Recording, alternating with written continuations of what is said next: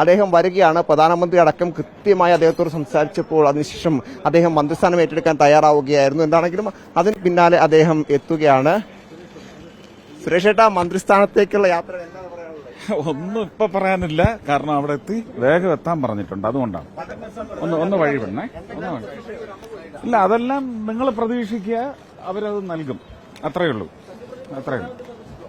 ഇല്ല समय दीजिए. सब सेरेमनी खत्म होने के बाद मैं आपसे बोलूंगा, आपके द्वारा बोलूंगा. अब कुछ नहीं है मेरे पास.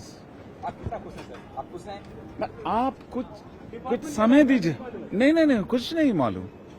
पीएम मोदी तीसरी बार प्रधानमंत्री बनने जा रहे हैं, इस पे क्या कुछ कहना है? बढ़िया. അല്ലല്ല